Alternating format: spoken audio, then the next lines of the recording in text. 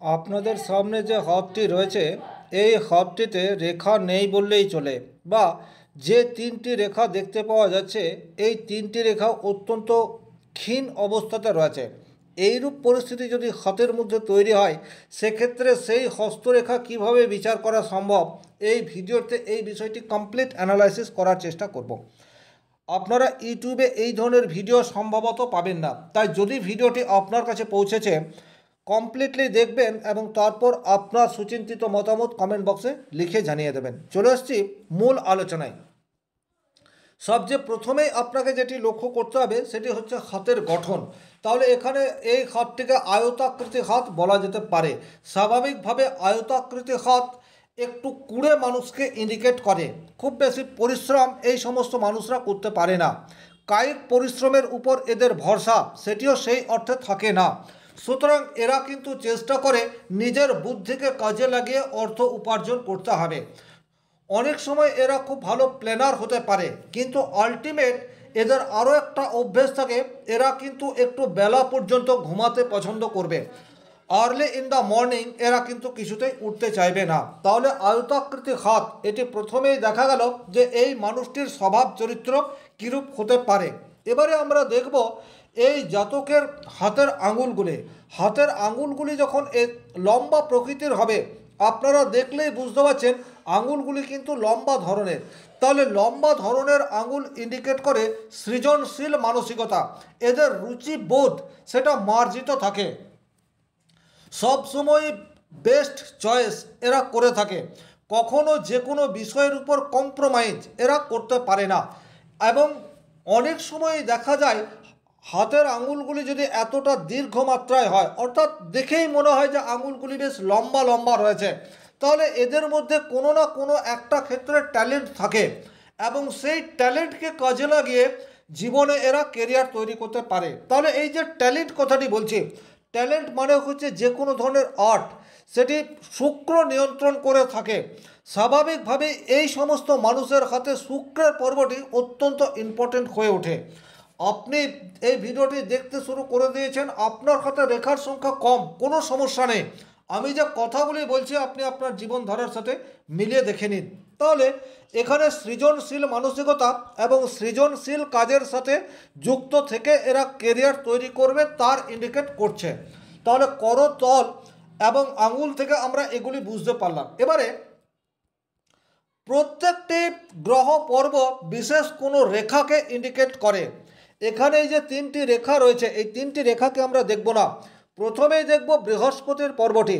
বৃহস্পতির পর্ব ভালো মানেই হচ্ছে তার ব্রেন লাইন বা মস্তিষ্ক রেখা শুভভাবে রয়েছে।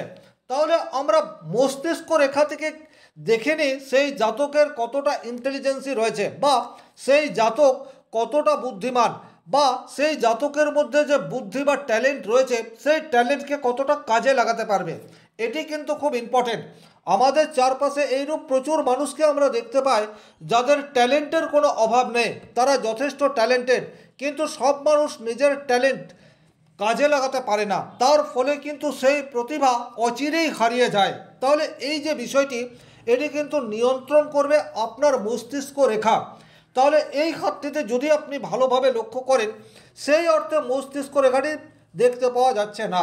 তাহলে যখন মস্তিষ্ক রেখা দেখতে পাওয়া যাচ্ছে না তখন আমরা মস্তিষ্ক রেখার বিচার সেটি বৃহস্পতির পর্ব এবং মঙ্গলের পর্ব থেকে করব। বৃহস্পতি জ্ঞান বিদ্যা বুদ্ধির কারক গ্রহ এবং মঙ্গল হচ্ছে যুক্তি এবং সাহসের কারক গ্রহ।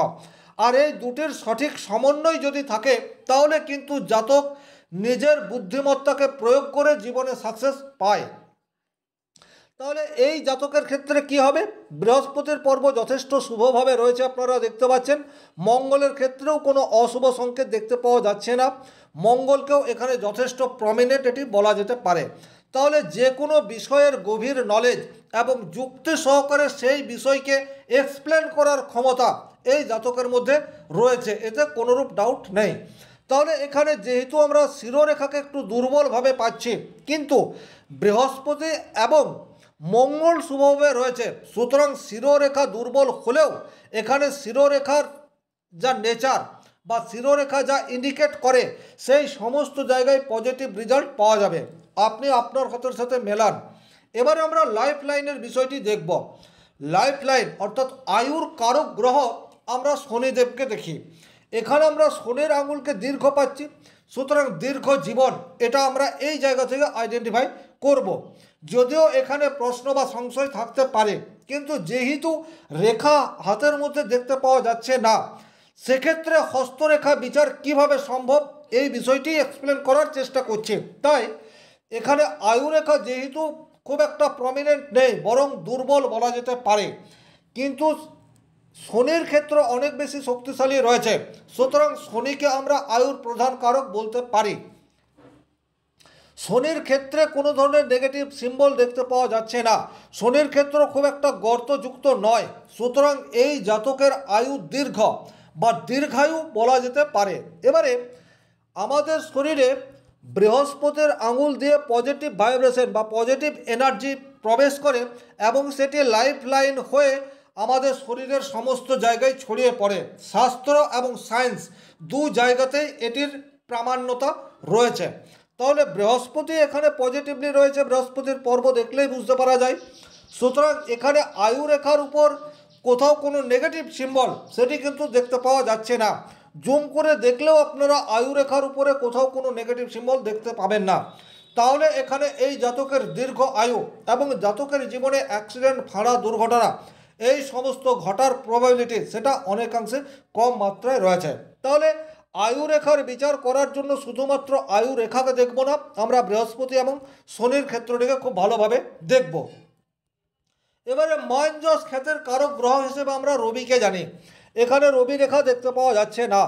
রবির ক্ষেত্রটি কেমন রয়েছে? সুডৌল অবস্থাতে রয়েছে। রবির আঙুল কেমন আছে?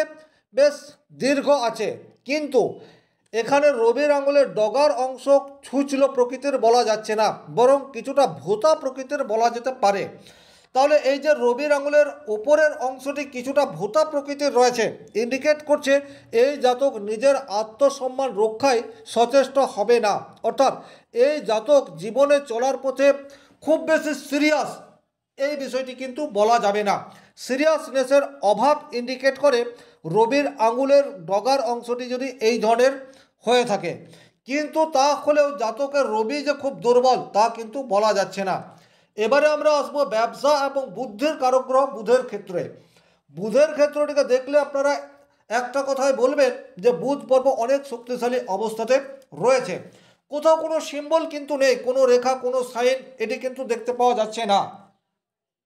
শুধুমাত্র গ্রহ পর্বটিকে দেখে বোঝা যাচ্ছে যে এই জাতকের বুধ শুভভাবে রয়েছে। তাহলে জাতকের চাকরি পাওয়ার প্রবাবিলিটি নেই বললেই চলে। এই জাতক ব্যবসা জীবনে করবে এবং ব্যবসা করেই এই জাতককে আর্ন করতে হবে।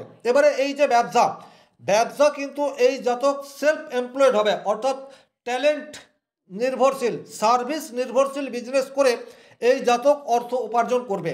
আমি এই জাতক বলছি যাদের হাতের আঙুল করতলের সাথে এই হাতের সাদৃশ্য রয়েছে, তারা কিন্তু আমার সাথে একমত হবেন। বা আপনি যদি ভিন্ন মত পোষণ করেন, আপনার জীবনে যদি অন্য ঘটনা ঘটে, আপনি অবশ্যই কমেন্ট বক্সে লিখে জানিয়ে দেবেন। মঙ্গলের ক্ষেত্র থেকে আমরা যুক্তি, তর্ক, বিশ্বাস, আত্মবিশ্বাস এই সমস্ত কিছুর বিচার করি, এগুলি ঠিকঠাক রয়েছে। এখানে দেখুন চন্দ্রক্ষেত্রে হালকা এই ধরনের একটি রেখা দেখতে পাওয়া যাচ্ছে, এই রেখাটি কিন্তু ট্রাভেল লাইন। তাহলে জীবনে বারবার ট্রাভেল করার সুযোগ এই মানুষটি পাবে। এবং যেহেতু রেখাটি এখানে মোটামুটি বুঝতে পারা যাচ্ছে, সুতরাং এই জাতকের কর্মজীবন সেটি জন্মস্থান থেকে অনেক দূরে তৈরি হতে পারে, বা এটা বলা যেতে পারে জন্মস্থান থেকে অনেক দূরে গিয়ে কর্ম করে থাকলে এই জাতক পর্যাপ্ত সাকসেস পাবে। এবারে এই ক্ষেত্রের যে মূল জায়গা সেটি হচ্ছে শুক্রের জায়গা। কারণ যখনই আপনি সৃজনশীল মানসিকতা বা সৃজনশীল ট্যালেন্টকে কাজে লাগিয়ে অর্থ উপার্জন করবেন, তখন ডেফিনেটলি শুক্র পর্বকে ভালো এটা হতেই হবে। তাহলে শুক্রের ক্ষেত্রে কি কোনো পজিটিভ বা নেগেটিভ সাইন দেখতে পাওয়া যায়? খুব ভালোভাবে যদি আপনারা লক্ষ্য করেন, শুক্রের ক্ষেত্রে এই ধরনের ঊর্ধ্বগামী রেখা সেটি কিন্তু আপনারা দেখতে পাবেন। এই রেখাগুলি আদতেই শুভ রেখা এবং শুক্রের ক্ষেত্র কিছুটা ফ্ল্যাট অবস্থাতে রয়েছে, কিন্তু যেহেতু শুক্রের ক্ষেত্রে এই ধরনের রেখাগুলি দেখতে পাওয়া যায় এবং হাতের করতল, হাতের আঙুলের বিন্যাস ইন্ডিকেট করে এই জাতককে নিজের ট্যালেন্টকে ভরসা করে রোজগার করতে হবে। তাহলে এখানে শুক্রের ক্ষেত্রে এই রেখাগুলি কিন্তু জাতককে পর্যাপ্ত মাত্রায় হেল্প করবে। কিন্তু এখানে জাতকের বেশ কিছু প্রতিবন্ধকতা সেটিও আসবে। এই যে প্রতিবন্ধকতা আসবে তার সিম্বল কিন্তু রাহুর ক্ষেত্রটি। এই জাতকের সবচেয়ে দুর্বল জায়গা হচ্ছে রাহুর জায়গা। রাহু যদি ঠিকঠাক অবস্থায় না থাকে তাহলে কিন্তু আপনার ট্যালেন্ট খুব বেশি পজিটিভ রেজাল্ট আনতে পারবে না। তাহলে এখানে এই জাতককে কিন্তু রাহুর প্রতিকার করার বিশেষ প্রয়োজনীয়তা থাকছে। এবং রাহুর ক্ষেত্রটি গর্তযুক্ত হওয়ার জন্য কঠোর মেহনত বা পরিশ্রম করার ক্ষেত্রে এই জাতকের প্রতিবন্ধকতা বারবার আসবে। সুতরাং এই জাতককে রাহুর প্রতিকার করতে হবে, তাহলে কিন্তু এই জাতকের মোটামুটি একটা সচ্ছল জীবনযাপন চলে যেতেই পারে। এই ছিল এই ক্ষেত্রের মূল আলোচ্য বিষয়। ভিডিওটি ভালো লাগলে লাইক করবেন, কোথাও কোনো প্রশ্ন বা সংশয় থাকলে কমেন্ট বক্সে লিখে জানাবেন, আর চ্যানেলে নতুন হয়ে থাকলে সাবস্ক্রাইব করে পাশে থাকা অল নোটিফিকেশন বেল আইকনটি প্রেস করে দিন। আজকের মতো বিদায় নিচ্ছি, ভালো থাকুন, সুস্থ থাকুন, ধন্যবাদ।